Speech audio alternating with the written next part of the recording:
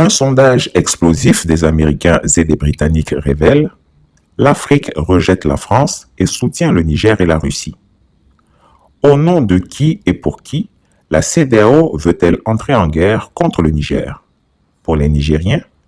Absolument pas, car l'immense majorité des habitants de ce pays a donné son aval au putsch en remplissant le plus grand stade de Niamey pour soutenir le CNSP. Les étudiants, les syndicats, les opérateurs économiques et les politiques ont tous clairement indiqué qu'ils rejettent cette opération militaire qu'ils estiment désastreuse et qui pourrait causer plus de mal que de bien. En somme, le remède que la CEDEAO veut administrer au Niger risque de tuer le malade. Souhaite-t-il la guerre pour une question de principe et de démocratie? Pas du tout. L'Union africaine, qui comprend bien le jeu d'Alassane Ouattara et consorts, a refusé de donner le feu vert pour provoquer une guerre dans la région du Sahel. Veulent-ils entrer en guerre au nom de l'Afrique de l'Ouest, secouée par 7 putschs et dont 4 pays sont aujourd'hui dirigés par des régimes militaires? Ce n'est pas vrai du tout. En effet, une enquête d'opinion, publiée par le très sérieux magazine économique britannique The Economist, qui, comme le Financial Times, est considéré comme une référence pour les investisseurs mondiaux, révèle que près de 80% des Africains de l'Ouest estiment que ce putsch contre Mohamed Bazoum est justifié et que les militaires ont bien agi en renversant un laquais de la France. Ce sondage a été réalisé par l'Institut américain de sondage d'opinion très respecté, Premise Data. Même si l'histoire nous enseigne qu'il faut être circonspect avec les outils de l'impérialisme occidental, essayons malgré tout de prendre leur propre étude pour démontrer que nous avons raison. Premise Data est une entreprise spécialisée dans la collecte de données à l'échelle mondiale. Elle a acquis une réputation mondiale grâce à sa technique unique qui combine des technologies de collecte de données, de crowdsourcing et de traitement automatisé. L'une de ses principales activités est la réalisation de sondages à grande échelle grâce à un réseau de contributeurs, souvent appelés collecteurs de données. Ces contributeurs utilisent l'application mobile de Premise Data pour collecter des informations sur le terrain en prenant des photos, en répondant à des questions et en effectuant des enquêtes. Ces données sont ensuite agrégées, analysées et transformées en informations exploitables pour les clients de l'entreprise. En utilisant cette approche de collecte de données en temps réel, Premise Data fournit des informations actualisées et pertinentes au gouvernement, aux entreprises et aux organisations internationales pour les aider à prendre des décisions éclairées et à élaborer des politiques efficaces. Premise Data a déjà travaillé en Afrique et avec des gouvernements africains qui ont sollicité son expertise pour les éclairer sur les politiques publiques qu'ils envisageaient de mettre en œuvre. Voici quelques exemples de pays africains où Premise Data a opéré: le Kenya, le Nigeria, l'Afrique du Sud, le Ghana, l'Éthiopie, le Sénégal, etc.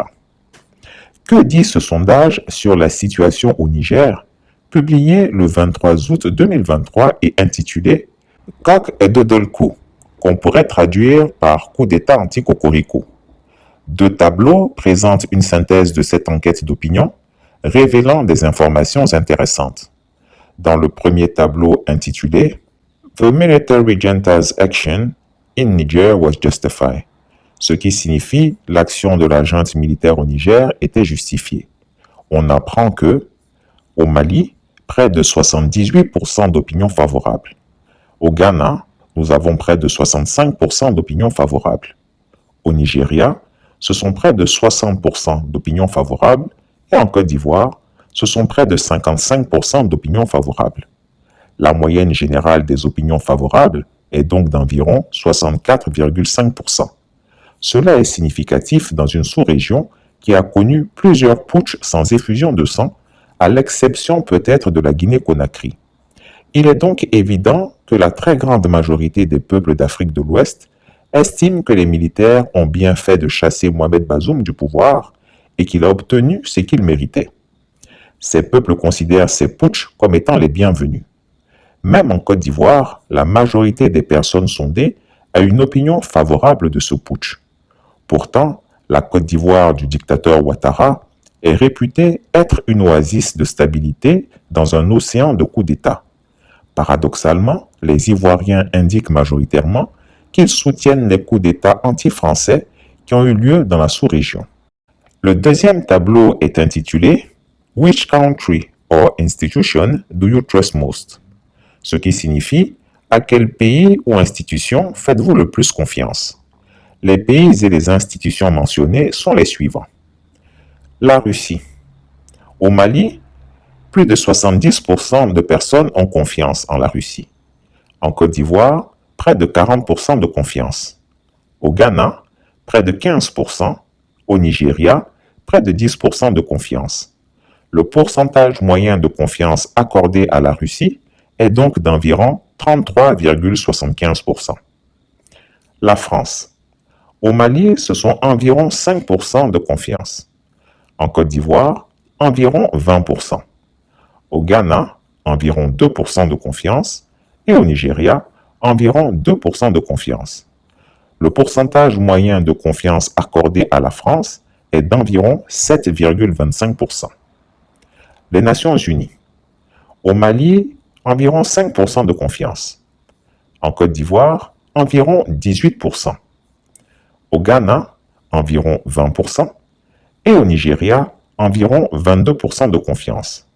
Le taux moyen de confiance accordé aux Nations Unies est d'environ 16,25%. En ce qui concerne la Chine, le Mali, environ 5% de confiance. La Côte d'Ivoire, environ 10%. Le Ghana, environ 5%. Le Nigeria, environ 5% de confiance. Le taux moyen de confiance accordé à la Chine est d'environ 6,25%. Les États-Unis. Au Mali, ce sont environ 5% de confiance. En Côte d'Ivoire, environ 10%. Au Ghana, environ 30%. Et au Nigeria, environ 32% de confiance. Le taux moyen de confiance accordé aux États-Unis est d'environ 19,25%. Le Royaume-Uni. Au Mali, environ 2% de confiance. En Côte d'Ivoire, environ 5%. Au Ghana, environ 18%. Et au Nigeria, environ 10% de confiance. Le taux moyen de confiance accordé au Royaume-Uni est d'environ 8,75%. L'Arabie saoudite. Au Mali, environ 2% de confiance. En Côte d'Ivoire, environ 2%. Au Ghana, environ 2%. Et au Nigeria, environ 10% de confiance. Le taux moyen de confiance accordé à l'Arabie saoudite est d'environ 4%. En résumé, les pays préférés des Africains de l'Ouest par ordre décroissant de confiance sont les suivants. En premier, on a la Russie avec 33,75%. En deuxième place, on a les États-Unis avec 19,25%. En troisième position, on a les Nations Unies avec 16,25%. En quatrième place, on a le Royaume-Uni avec 8,75%. En cinquième position, on a la France avec 7,25%. En sixième place, on a la Chine avec 6,25%. Et en septième position, l'Arabie saoudite avec 4%. Il est évident que la France est clairement rejetée. Il n'y a donc aucune surprise à constater que tous les coups d'État survenus dans les pays de son ancien précaré ont été favorablement accueillis par les populations. Il n'y a donc aucune surprise non plus à voir que les présidents africains qui se comportent ou qui apparaissent comme les laquais dévoués de la France sont rejetés par leur population et doivent probablement s'attendre à subir un coup d'État anti-cocorico. Maintenant, compte tenu du rejet massif de la France par les Ouest-Africains et de l'immense soutien dont bénéficient les auteurs du putsch au Niger, au nom de qui et pour le compte de qui la CEDEAO souhaite-t-elle entrer en guerre contre le Niger et les Nigériens? Vous savez, dans les années 60, on entendait que l'Asie ne pourrait pas se développer. On entendait qu'elle allait basculer dans la famine. Moi, je me souviens encore quand j'enseignais dans mes jeunes années l'Inde et la Chine, c'était vraiment ce qu'on appelait les PMA, les pays les moins avancés. Et aujourd'hui, on nous parle de la puissance chinoise qui est en train de rivaliser avec la puissance américaine. En réalité, quand on regarde le continent africain, on se rend compte que c'est un vieux socle géologique qui présente l'intérêt d'avoir aujourd'hui à peu près toutes les ressources dont le monde a besoin pour entamer ce qu'on appelle la nouvelle révolution digitale. C'est vraiment le continent le plus avancé, à la fois dans sa gestion de l'économie, dans sa gestion des ressources naturelles. On sait bien que les paysans africains sont dans une stratégie de minimisation des risques.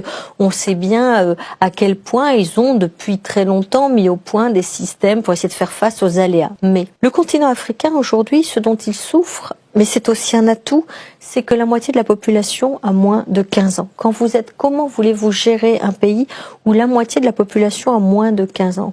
Et en plus, quand vous formez ces jeunes, eh bien, ils partent. C'est-à-dire qu'en fait, vous formez des gens extrêmement compétents qui deviennent médecins, ingénieurs, agronomes dans le reste du monde. Ce qu'on appelle l'exode des cerveaux.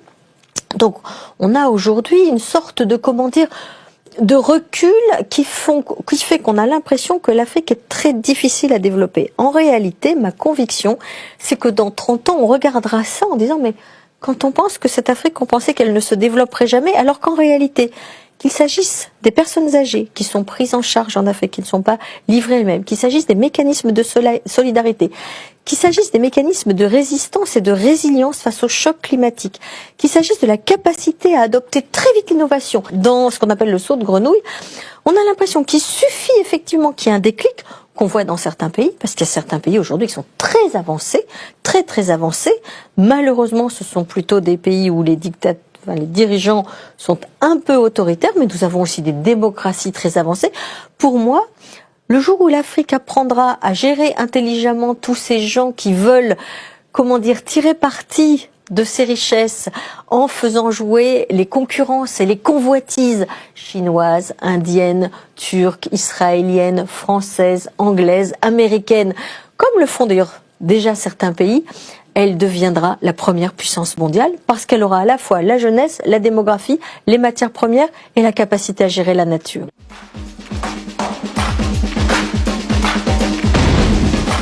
Chris Yapi ne ment pas.